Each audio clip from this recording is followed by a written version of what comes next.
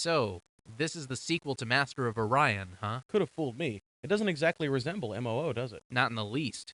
That doesn't stop it from being a great game, though. It's just got weird billing. Very weird. But you're right, it is a terrific game. In fact, I can't think of much of anything that would have made it much better.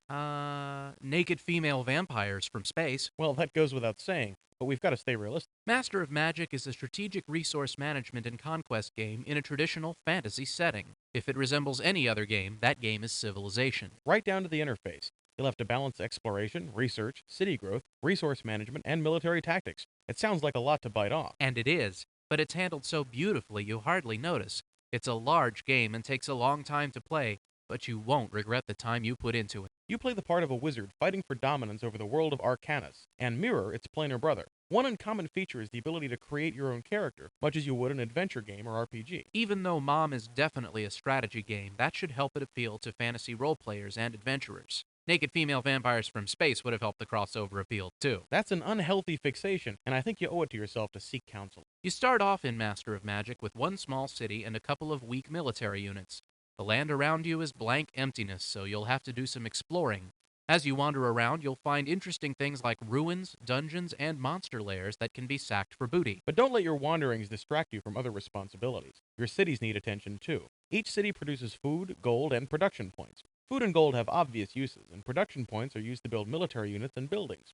The city system is very reminiscent of, what game did you compare MOM to? Pacific Strike? Spell research is the backbone of Master of Magic. Without spells, all the other wizards would make fun of you. And then kill you.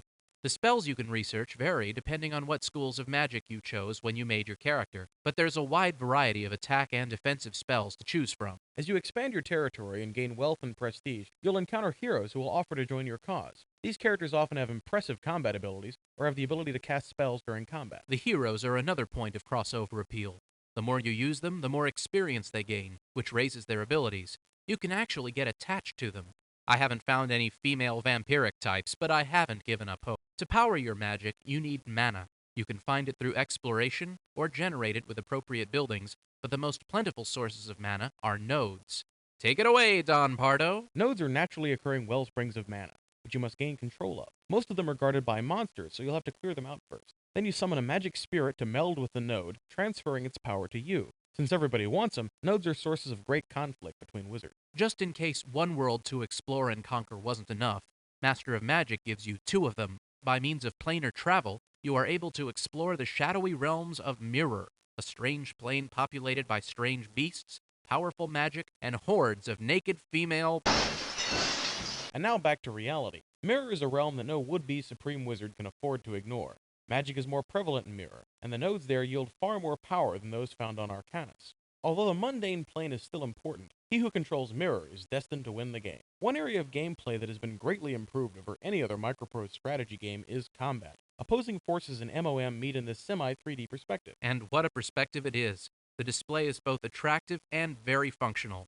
The animation for spells and ranged attacks is especially nice, and combat has a good tactical feel to it.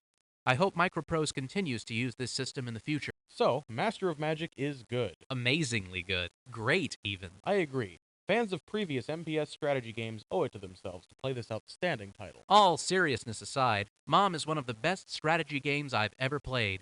This is the type of game Microprose built their reputation on, a true classic to be. You know where I'm going with this. Come on, say it with me. Well, okay, but just this once. It's not healthy, you know. Master of Magic is more fun than a barrel full of naked female vampires from space.